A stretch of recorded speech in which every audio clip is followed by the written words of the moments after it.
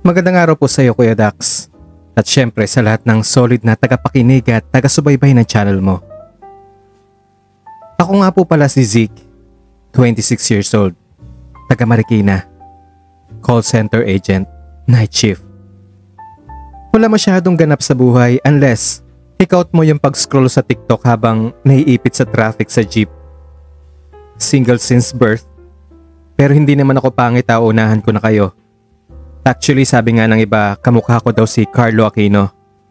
Pero yung stress version nga lang, may pagka-chinito raw ako. Moreno at payatot na may pagka-ma-PR.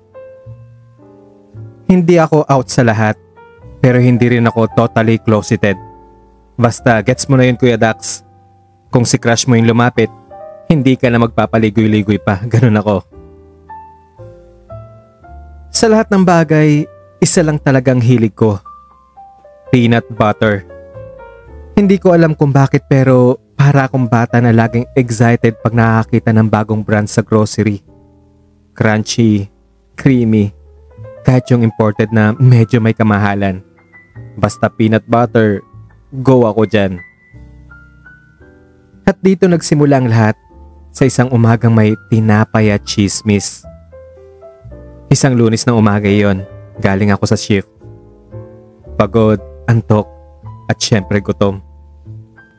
May bagong bukas na panaderya sa kanto namin na tawagin na lang natin na Pan de Guapito. Na hindi ko na kailangang explain kung bakit siya ng name na napili ko sa bakery sa kwento natin. At dun ko siya unang nakita. Si Jules. Kuya Dax, ngayon pa lang ay kinikilig na naman ako, hindi ko pa man sinisimula ng kwento ko. Mga 29 siguro siya na mangyari ito. 5'11 ang height. May kutis na parang laging bagong paligo kahit may harina sa pisngi. Moreno din siya. Medyo muscle-toned. Alam mong nagbubuhat. May dimples. Tapos yung boses niya nung una kong marinig parang yung mga naririnig ko lang sa mga Korean novela na pinapanood ko.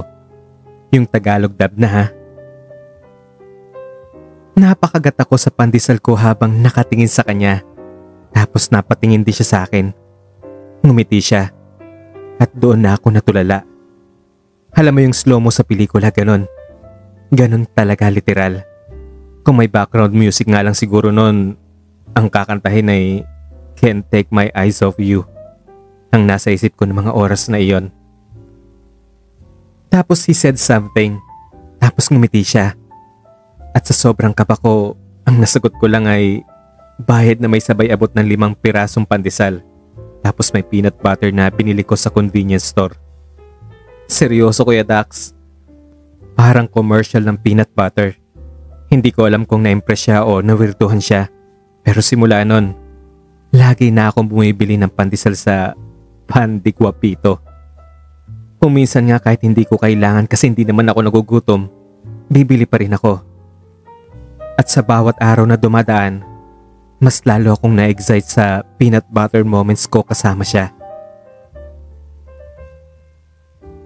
Kuya Dax, alam kong may konting sabit na to sa pride ko, pero sa ngalan ng pag-ibig at kilig, ginawa ko talaga. Oo, sinadya kong magkasakit. As in literal.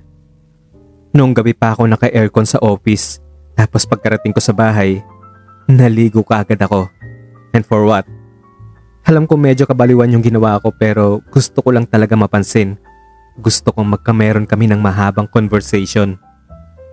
Narealize ko kasi isang araw habang bumibili ako ng pandesal na sa tagal ko ng suki pero ni minsan hindi pa kami nagkaroon ng mahabang interaction. Lagi lang, thank you, ito ang sukli. Tapos ayun, tapos na. Gusto ko naman ng eksenang may konting kilig. Yung may tanong na, ano, okay ka lang? Pero may meaning. Kaya ngayon isang umaga, nilakad ko ang 5 kanto papuntang panaderya. Naka-jacket at may tissue na hawak kahit wala namang sipon pa talaga.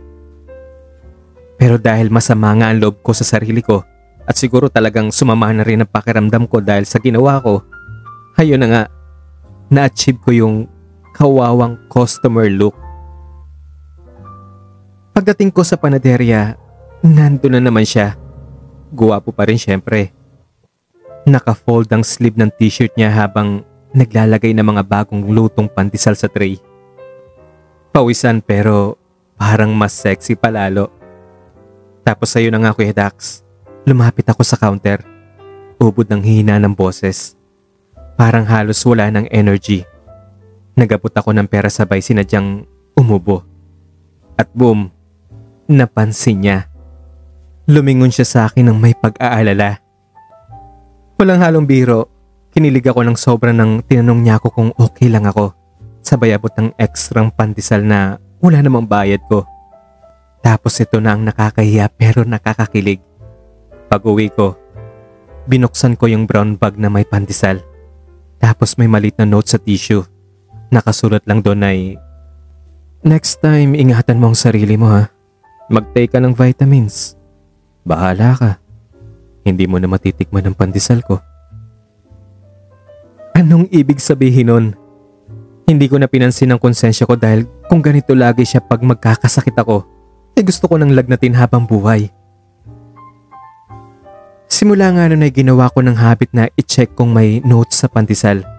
Hindi palagi pero paminsan-minsan may paalala. Kung minsan naman may random na quotes. Seryoso Kuya Dax, parang unti-unti akong niluluto sa sariling mantika. At okay lang, kasi gusto ko naman. Kuya Dax, nung sumunod na araw, wala talaga akong plano kundi magpahinga. Rest day ko kasi noon. Ang sarap ng tulog ko. Walang alarm, walang calls na, "Hello, this is from billing department." Basta rest day ko lang talaga. 10:00 na ng umaga akong nagising. Medyo sabog pa ang ulo ko. Naka-boxers lang talaga ako, nakasando at di pa ako nagsisipilyo. Yung tipong gulong-gulo pa yung buhok ko na parang binagyo. Lumabas ako ng kwarto para kumuha ng tubig. Tapos sakto may kumatok. 3 sunod-sunod na katok. Akala ko delivery lang pero naisip ko, wala naman akong in-order online. Pero baka para sa kapitbahay, nagkamali lang ng pinto na kinatok. At pagbukas ko nga ng pinto Kuya Dax, literal na patras ako.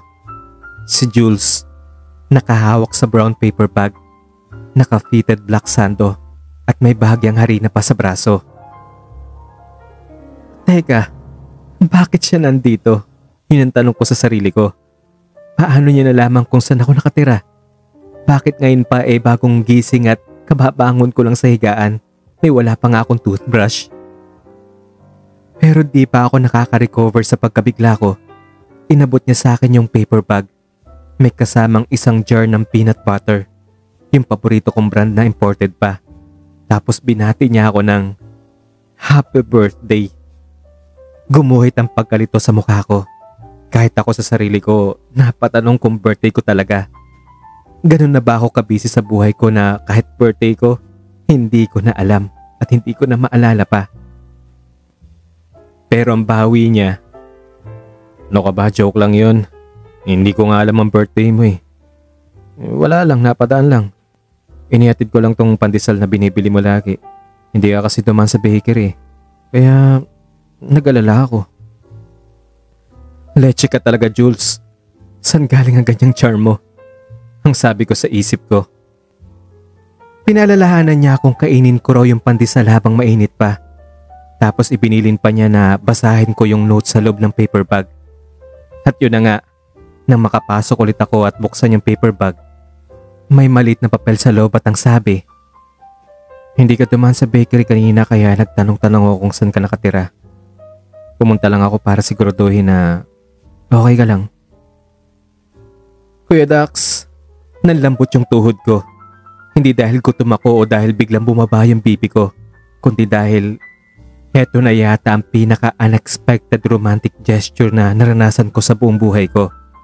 Hindi ko alam kung maniniwala pa ako sa love language o manifestation. Pero ang totoo, lahat ng effort niya mas lalong nagpapaganda at bumubuo sa araw ko. Ewan ko pa pero bigla akong natulala. Seryoso. Gusto ko man tumili, wala nang boses na lumalabas sa bibig ko. Pinagmasdan ko lang yung jar.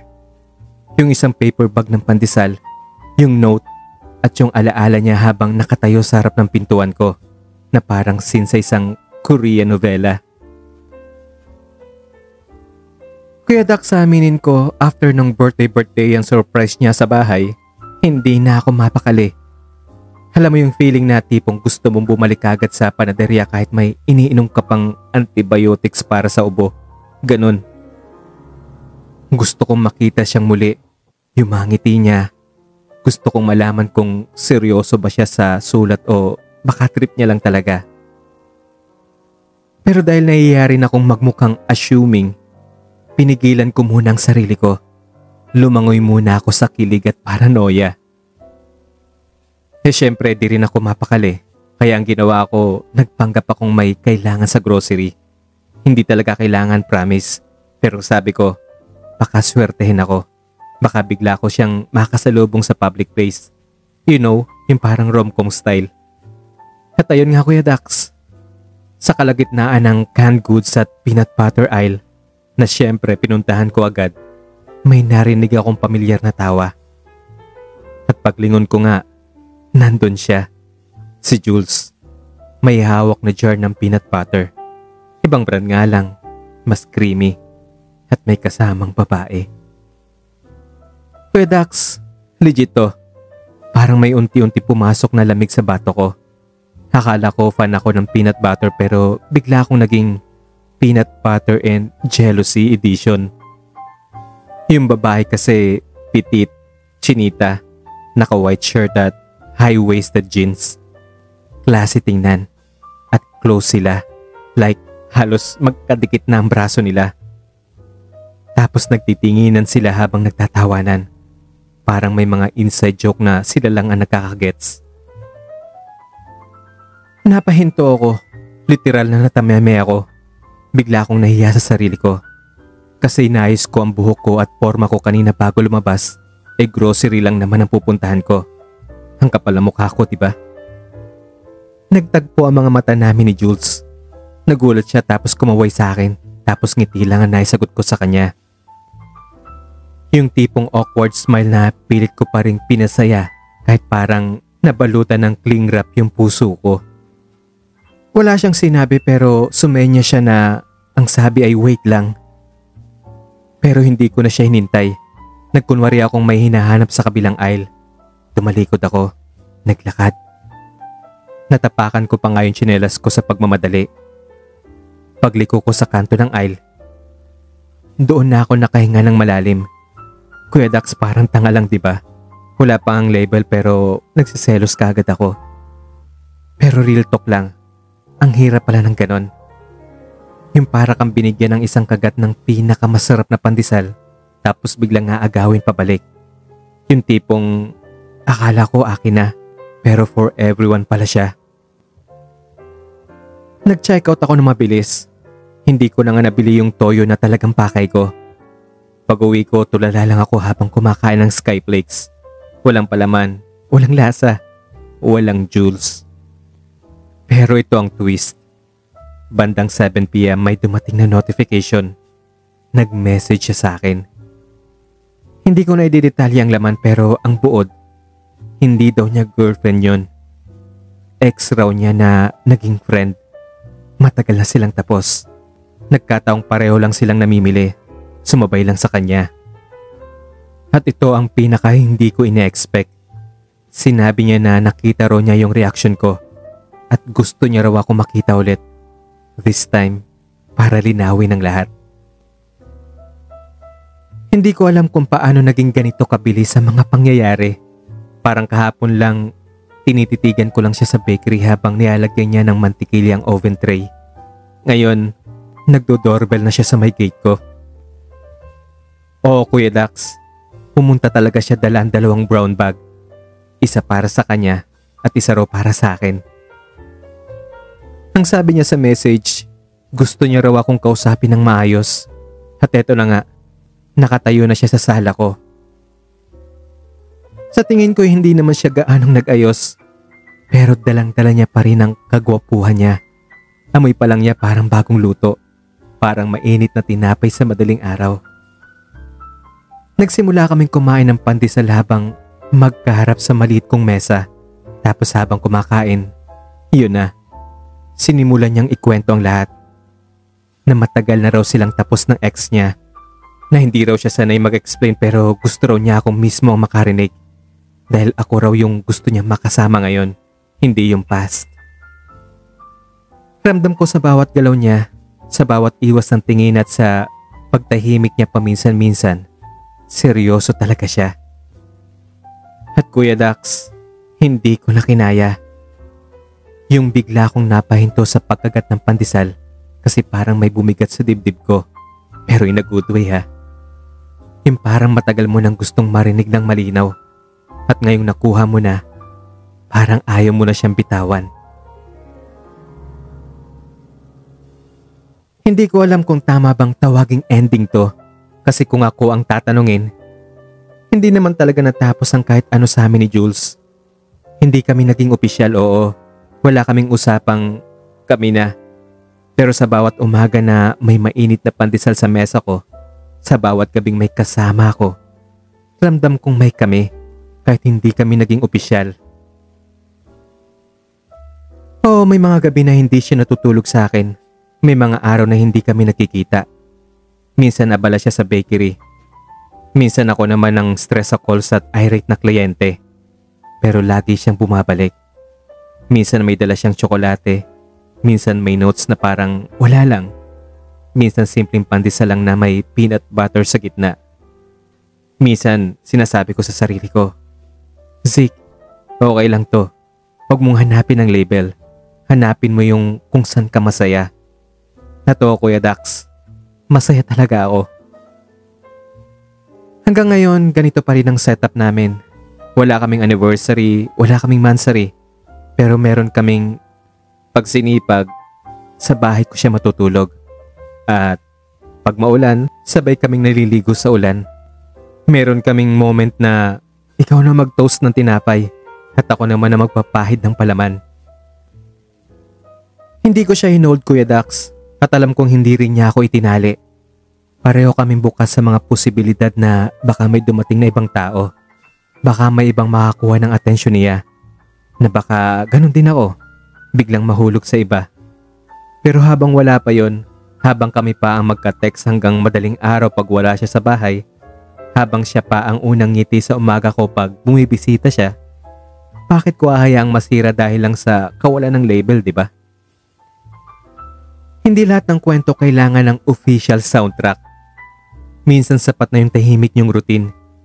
Yung isa ang nagtitimpla ng kape, tapos yung isa naman ang nag-iinit ng pandesal.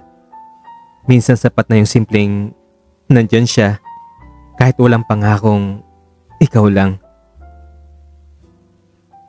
Kaya Kuya Dax, kung babalikan ko ang buong kwento namin, hindi siya tulad ng isang Korean novela at hindi rin siya pang pelikula.